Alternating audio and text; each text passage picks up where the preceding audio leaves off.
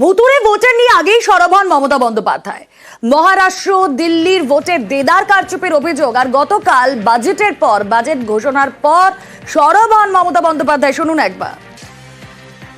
আমার ভাষায় ভুতুড়ে রাজনৈতিক দল যারা বিহারের লোকেদের নাম তুলছে অনলাইন। কেন অনলাইনে হবে?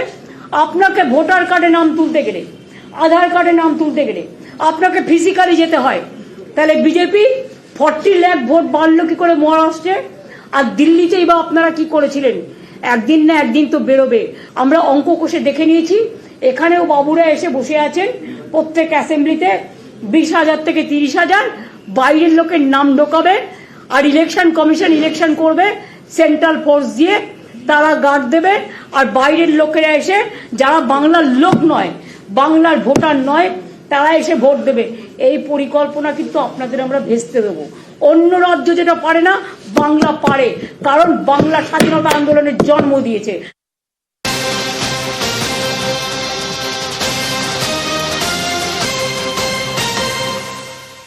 দিল্লির ভোটে ভুতুড়ে ভোটার নিয়ে সরব অভিষেকও। 8 মাসে 4 লক্ষ নতুন নাম কিভাবে ভোটার লিস্টে? প্রশ্ন তুলে কারচুপির ইঙ্গিত অভিষেকে। 14 বছরে কখনো হয়নি বলে তোপ অভিষেক বন্দ্যোপাধ্যায়। দিল্লিতে আপনি যদি দেখেন ভোটার তালিকায় 2024-এ লোকসভা নির্বাচন থেকে শুরু করে বিধানসভা দিল্লি নির্বাচন 8 মাসে 4 লক্ষ লোকের নাম নথিভুক্ত করা হয়েছে বাড়তি, যেটা গত 14 বছরে হয়নি। এটা তো হয়েছে, এটা আমার কাছে খুব একটা জেনুইন বলে মনে হয় না। এবার এটা যারা ধরুন লড়াই করছে, এক্ষেত্রে বিজেপির সাথে লড়াই ছিল আম আদমি পার্টি হয়তো সেটা ধরতে পারেনি। আমি যেটা বললাম যে কিছু কিছু জায়গায় নিশ্চিতভাবে ওরা মানুষের কাছে সঠিক তথ্যটা পরিবেশন বা মানুষের কাছে পৌঁছাতে পারেনি, অক্ষম হয়েছে। এটা তো স্বাভাবিকভাবে তাদের ব্যর্থতা। বাংলার ভুয়ো ভোটার নিয়ে পাল্টা সরব বিজেপি।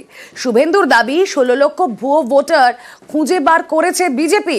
26-এর আগেই লিস্ট থেকে 16 লক্ষ নাম বাদের চ্যালেঞ্জ। ইলেকটোরাল রোলের রেজিস্ট্রেশন অফিসার কে? District magistrate. 16 lakh duplicate vote আমরা বের করে দিয়েছি, ডিলিট করাবো বিধানসভা ভোটের আগে।